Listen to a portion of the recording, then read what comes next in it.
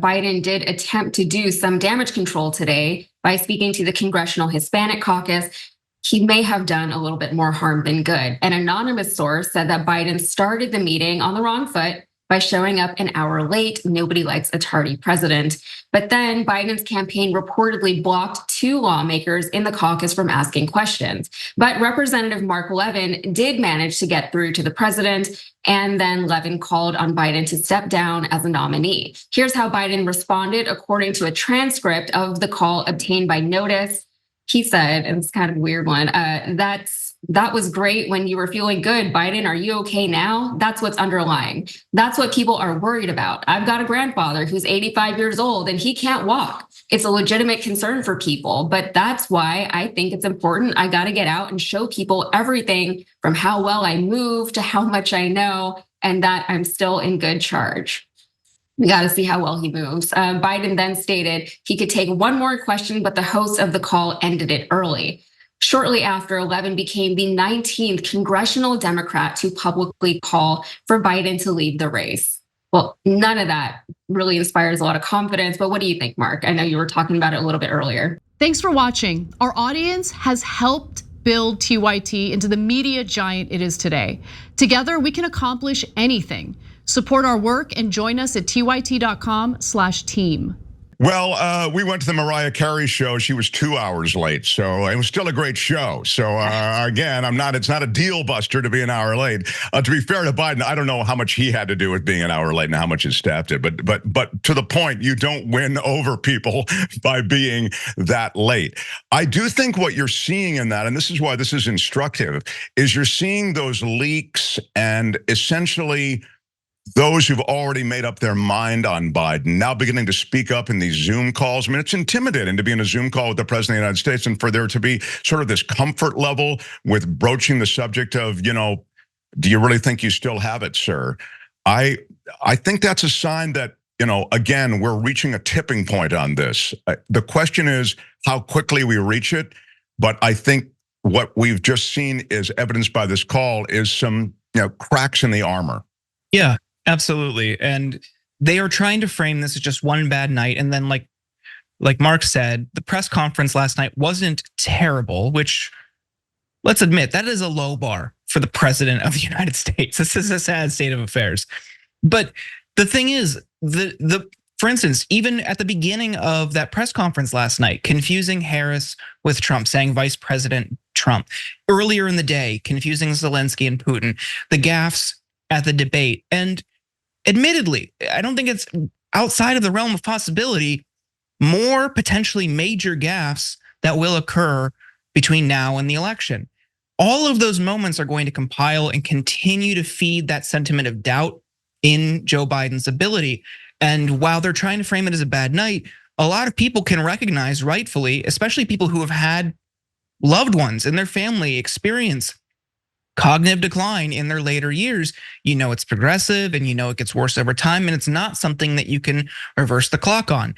They will think about what a President Biden, a theoretical President Biden would look like in 2026, 2027, and they're thinking long term. So while there is a good amount of Americans who will just vote for whoever that isn't Donald Trump, I don't necessarily think that's enough.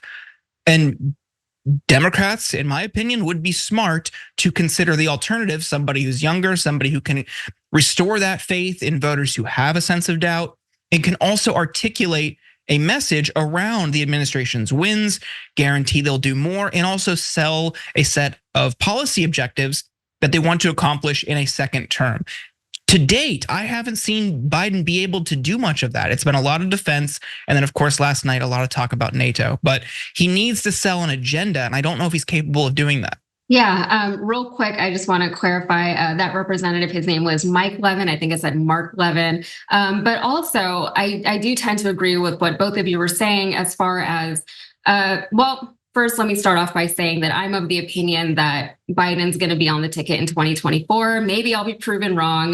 That's not necessarily a prediction. I just don't really see it happening realistically. So at this point, I think what needs to happen is, do you guys remember when George W. Bush was in the White House, whenever he was, even on the ticket when he was the president-elect even, And everybody was so nervous that he wasn't competent enough to be the president. And the narrative around that was it's fine because the president is just a figurehead and he has people in his cabinet who are actually going to be doing the work.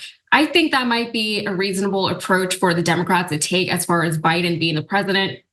If we're not confident with his personal specific cognitive abilities, he's got a good team around him. We're running for the Democratic platform and for the Democratic Party. We're not necessarily running Joe Biden as a president. So anyway. I think, by the way, I think that's defensible in a weird way because there is some truth to the fact that the president can be the architect or maybe the leader of a team, but then he can go.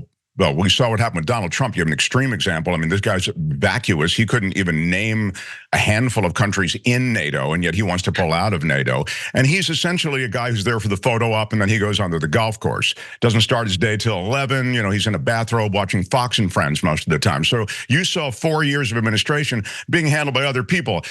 Similarly, there's a lot in the administration of this Joe Biden presidency that's being handled by others.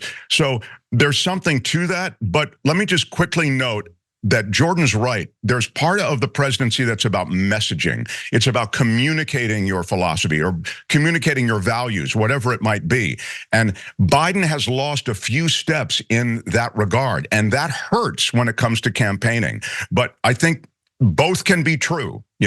He can lose those steps and still have a decent administrative staff. But I don't know if it's enough to drag him over the finish line. I think the administration point is totally right. Like we said earlier, we're covering some of the stories about the administration later tonight.